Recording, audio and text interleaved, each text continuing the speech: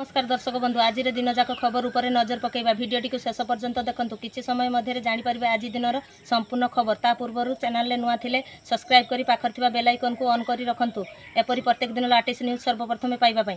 वर्षा रे भिजिबो रथयात्रा 28 जाए प्रबल काछिबो 25 रे लघुचाप बढ़िबो वर्षा उत्तर आंध्र प्रदेश और दक्षिण ओडिशा उपरे एक घूर्णिबलय सृष्टि होईछि। एहा प्रभाव रे राज्य रे विभिन्न स्थान रे वर्षा होईछि। घूर्णिबलय प्रभाव रे विशेषकर दक्षिण ओडिशा रे वर्षार प्रभाव अधिक रही। आज रायगड़ कोरापुट मालकानगिरी गंजाम गजपति खोर्धा पुरी जगतसिंहपुर नवरंगपुर कलाहांडी कंधमाल नुआपड़ा बलांगीर रायगढ़ और ढेंकानाल जिलार अधिकांश स्थान रे हालुकारु मध्यम वर्षा संभावना रही। बिजुली घड़घड़ी सह प्रबल वर्षा पाई 20 जिला को येलो अलर्ट जारी करा जायछि। एथिसह गंजाम रायगड़ा गजपति मालकानगिरी और कोरापुटर किछि जगार प्रबल वर्षा होई पारे। आगामी 3 रु 4 दिन ओडिशा रे विभिन्न जिला मानकरे भारी वर्षा संभावना रही। सूचना मुताबक 25 तारीख रु वर्षार परिमाण सामान्य बढ़ी पारे। केन्दुझर मयूरभंज और बालेश्वर जिलार किछि स्थान रे 25 तारीख दिन प्रबल रु अति प्रबल वर्षा संभावना को नहीं ऑरेंज वार्निंग जारी होईछि। एथिसह अवशिष्ट ओडिशा पाई येलो वार्निंग जारी होईछि।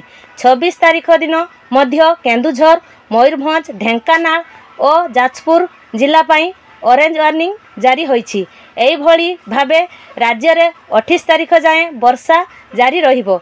25 और 26 तारीख रे ओडिशा उपकूल तथा यार संलग्न अंचल रे 35 रु 45 किमी रु 55 किमी बेगर पवन बहिबा सह झड़ वर्षा हेबार संभावना रही।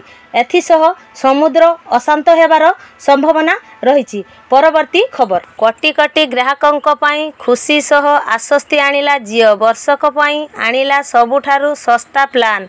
नुआ दिल्ली सारा देश रे प्राय 48 कोटी ग्राहक जियो व्यवहार करती। निज कोटी कोटी उपभोक्ता को सुविधा पाई कंपनी विभिन्न प्रकार रिचार्ज प्लान लॉन्च करिथाए। जियोर रिचार्ज तालिका रे एपरि एक प्लान रही जहाँ 365 दिन पाई और ग्राहकों चिंता दूर करिछि। रिचार्ज प्लान महंगा हेबा मात्रे अधिक दिन पर्यंत कार्य करुथिबा प्लान रो चाहिदा द्रुत गति रे वृद्धि पाइछि। एबे जियो उपभोक्ता आवश्यकता को दृष्टि रे रखी तालिका रे दीर्घ दिन रो रिचार्ज प्लान वृद्धि करिछि। एबे गोटे प्लान रे व्यवहार करी पाइबे आउ बारंबार रिचार्ज करबा को पड़िबो नाही। एही प्लान रे ग्राहकों को 365 दिन रो वैधता मिलिबो। यार दाम 3599 टंका। एही रिचार्ज प्लान रे 365 दिन पर्यंत समस्त नेटवर्क रे असीमित कॉलिंग ऑफर रही। यह सह 100 SMS सुविधा मध्य मिलिबो। एही प्लान रे 912 GB रु अधिक डाटा मिलिबो। दैनिक 2.5 GB डाटा व्यवहार करि पारिबे। कंपनी असीमित 5 GB डाटा मध्य देउछि।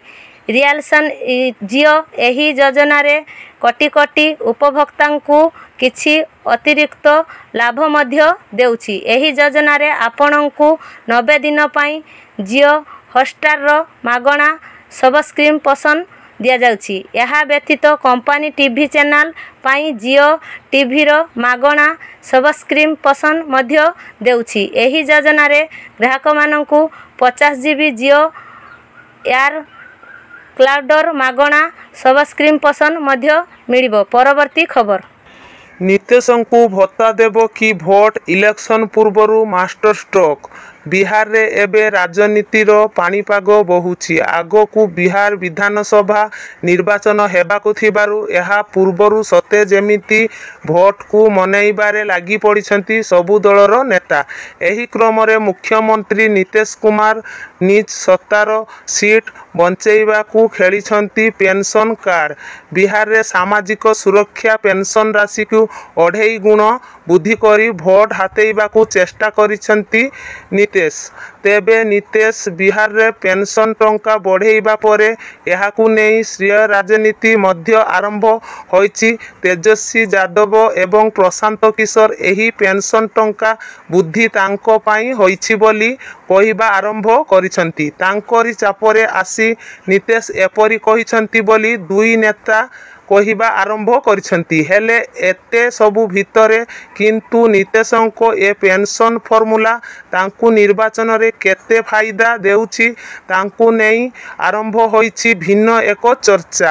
ନିତୀଶ କୁମାରଙ୍କ ଏ ବଡ଼ ଘୋଷଣା ଦ୍ୱାରା ବିହାରର ପାଖାପାଖି 2 କୋଟି ଲୋକଙ୍କୁ ଲାଭ ମିଳିବ। ଖାସ୍ କଥା ହେଉଛି ଏହି ସ୍କିମ୍ ଆସନ୍ତା ମାସରୁ ହିଁ ଲାଗୁ ହୋଇଯିବ। ତେବେ ନିତେଶଙ୍କ ଏ ଘୋଷଣା ପଛରେ କିନ୍ତୁ ରାଜନୀତିର ଗନ୍ଧ ସ୍ପଷ୍ଟ ବାରି ହୋଇପଡ଼ୁଛି। ଆଗାମୀ ନିର୍ବାଚନକୁ ଦେଖି ନିତେଶ ଭୋଟ ହାତେଇବାକୁ ଏଭଳି ଘୋଷଣା କରିଛନ୍ତି ବୋଲି ରାଜନୈତିକ ପଣ୍ଡିତମାନେ କହିବା ଆରମ୍ଭ କଲେଣି। ହେଲେ ନିତେଶଙ୍କ ଏ ଘୋଷଣା ତାଙ୍କୁ ବିହାରର ଶିବରାଜ ସିଂ ଚୌହାନ ବନାଇ ଦେବନି ତ? କାହିଁକି ନା ମଧ୍ୟପ୍ରଦେଶ ବିଧାନସଭା ନିର୍ବାଚନ ପୂର୍ବରୁ ମଧ୍ୟ ଏଭଳି କିଛି ଘୋଷଣା କରିଥିଲେ। ସେତେବେଳର ଏପରି ମୁଖ୍ୟମନ୍ତ୍ରୀ ଶିବରାଜ ତାଙ୍କ ଦଳ ନିର୍ବାଚନରେ ସରକାରଙ୍କୁ ଆସିଲା ସତ, ହେଲେ ସେ କିନ୍ତୁ ମୁଖ୍ୟମନ୍ତ୍ରୀ ରହିପାରିଲେନି। ଆଉ ଯଦି ସମାନ ଢଙ୍ଗରେ ବିଜେପି ବିହାରର ଅଧିକ ସିଟ୍ ହାତେଇବାକୁ ସକ୍ଷମ ହୁଏ ତେବେ ବିହାରରେ ମଧ୍ୟ ନିତେଶଙ୍କ ସହ ସେହି ସମାନ କଥା ହୋଇପାରେ। ଏଥର ବିହାରରେ ମୁଖ୍ୟମନ୍ତ୍ରୀ କିଏ ହେବ ତାକୁ ନେଇ ହିଁ ଅଧିକ ଦ୍ୱନ୍ଦ୍ୱ ଲାଗି ରହିଛି। ଗୋଟିଏ ପରେ ଏନ୍ଡିଏ ମେଣ୍ଟରେ ବିଜେପି ମୁଖ୍ୟମନ୍ତ୍ରୀ ପଦକୁ ନିଜ ନେତାକୁ ଦେବାକୁ ରଣନୀତି କରୁଥିବା ବେଳେ ନିତେଶ ପୁଣି ଥରେ ସରକାର ଶିଖରରେ ବସିବାକୁ ଅଙ୍କ କଷୁଛନ୍ତି। ସେହିପରି ବିରୋଧୀ ମେଣ୍ଟରେ ମଧ୍ୟ ତେଜସ୍ୱୀଙ୍କ ନାଁକୁ ନେଇ ଅଙ୍କ ଛିଡ଼ୁନି। ତେବେ ସବୁଠୁ ଗୁରୁତ୍ୱପୂର୍ଣ୍ଣ କଥା ହେଲା ଯଦି ବିହାରରେ ଏନ୍ଡିଏ ପୁଣି ଥରେ କ୍ଷମତାକୁ ଆସେ ଆଉ ବିଜେପିକୁ ସବୁଠୁ ଅଧିକ ସିଟ୍ ମିଳେ ତେବେ ମହାରାଷ୍ଟ୍ର ଫର୍ମୁଲାରେ ବିଜେପି ନିଜ ଦଳର ନେତାଙ୍କୁ ହିଁ ମୁଖ୍ୟମନ୍ତ୍ରୀ ଚେୟାରରେ ବସାଇବାକୁ ଚାହିଁବ, ଯାହାକି ନିତେଶଙ୍କ ପାଇଁ ମୁଣ୍ଡବିନ୍ଧାର କାରଣ ପାଲଟିପାରେ। ଜାଣି ରଖିବା ଉଚିତ ଯେ ବିହାରରେ ପୂର୍ବରୁ ବୃଦ୍ଧ ଲୋକ, ଦିବ୍ୟାଙ୍ଗ ଏବଂ ବିଧବା ମହିଳାଙ୍କୁ ମାସକୁ 400 ଟଙ୍କା ଭତ୍ତା ମିଳୁଥିଲା। ହେଲେ ଏତେ ନିତୀଶ କୁମାର ଏହାକୁ 1100 ଟଙ୍କାକୁ ବୃଦ୍ଧି କରିବା ନେଇ ଘୋଷଣା କରିଛନ୍ତି।